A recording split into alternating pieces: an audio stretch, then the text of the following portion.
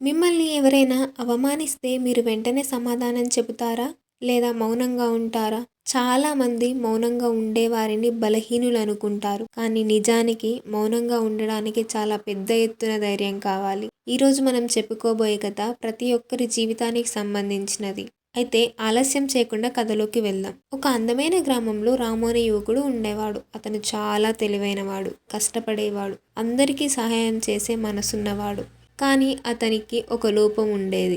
ఎవరైనా అతన్ని విమర్శించినా, చిన్నగా చేసి మాట్లాడినా వెంటనే కోపంతో తిరిగి సమాధానం చెప్పేవాడు. అందుకే చిన్న చిన్న విషయాలు కూడా చాలా పెద్ద గొడవలుగా మారాయి. ఒకరోజు మార్కెట్లో ఒక వ్యక్తి అందరి ముందు రాము, నువ్వు ఏ పని సరిగ్గా చేయలేవు అని అన్నాడు. దానికి వెంటనే రాము కూడా కోపంతో గట్టిగా సమాధానమిచ్చాడు. చూస్తుండగానే ఇద్దరి మధ్య గొడవ చాలా పెద్దదైంది. ఆ గొడవను చూస్తున్న గ్రామస్తులు ఇద్దరిలో ఎవరు తప్పు చేసినా చివరికి నష్టపోయేది ఆ ఇద్దరే అని చెప్పుకున్నారు. ఆ సాయంత్రం రాము ఇంటికి వచ్చాడు. అతని తండ్రి ప్రశాంతంగా కూర్చొని ఇలా అన్నాడు. బిడ్డ, ప్రతి రాయిని తన్నుకుంటూ వెళ్తే గమ్యానికి ఎప్పటికీ చేరుకోలేవు అని. రాము ఆ మాటలు విన్నాడు, కానీ పెద్దగా పట్టించుకోలేదు. కొన్ని రోజుల తర్వాత ఆ గ్రామానికి ఒక సన్యాసి వచ్చాడు. ఆయన జ్ఞానం గురించి అందరూ గొప్పగా చెప్పుకునేవారు. రాము కూడా ఆయనను కలవడానికి వెళ్ళాడు. స్వామీజీ, నాకు మనశ్శాంతి లేదు. ఎవరైనా ఏదైనా అంటే నాకు చాలా కోపం వస్తుంది అని చెప్పాడు. సన్యాసి చిరునవ్వుతో ఒక గ్లాస్ నీళ్లు తీసుకొచ్చాడు. ఈ గ్లాస్ని పట్టుకొని గ్రామం మొత్తం తిరిగిరా, కానీ ఒక్క చుక్క నీళ్లు కూడా కింద పడకూడదు అన్నాడు. రాము చాలా జాగ్రత్తగా నడిచాడు. దారిలో కొంతమంది నవ్వారు, కొంతమంది పిలిచారు, పిల్లలు ఆట పట్టించారు. కానీ అతను ఒక్కసారి కూడా తలెత్తి చూడలేదు. తిరిగి వచ్చాక సన్యాసి అడిగాడు, నిన్నెవరెవరు పిలిచారో తెలుసా అని. అప్పుడు రాము, లేదు స్వామీజీ అని అన్నాడు.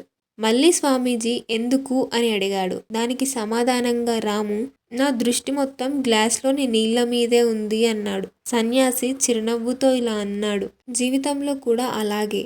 నీ లక్ష్యం మీద దృష్టి ఉంటే ఇతరుల మాటలు నిన్ను కదిలించలేవు. ఆ మాటలు రాము హృదయాన్ని తాకాయి.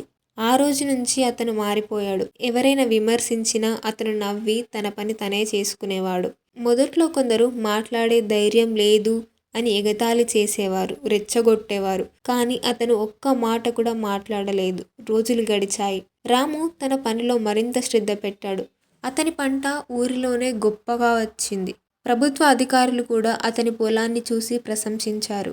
అతనికి ఉత్తమ రైతు అవార్డు లభించింది. ఒకరోజు గతంలో అతన్ని అవమానించిన అదే వ్యక్తి రాము దగ్గరికి వచ్చి, నన్ను క్షమించు, నీకు కోపం తెప్పించాలని చాలా ప్రయత్నించాను. కానీ నువ్వు మౌనంగా ఉండి నాకు నా తప్పు తెలిసేలా చేశావు అని కన్నీళ్లతో చెప్పాడు.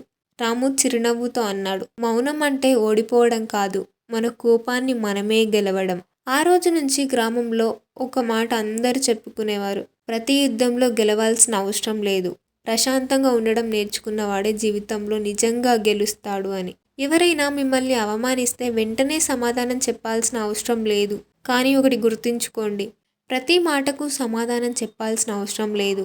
కొన్నిసార్లు మీ మౌనం, మీ విజయం, మీ మంచి జీవితం అవే వారికి గొప్ప సమాధానం. ఈ కథ మీకు నచ్చితే ఈ వీడియోని లైక్ చేయండి. మీ అభిప్రాయాన్ని కామెంట్ రూపంలో తెలియజేయండి. ఇలాంటి మరెన్నో జీవితాన్ని మార్చే కథల కోసం మన ఛానల్ని సబ్స్క్రైబ్ చేసుకోండి.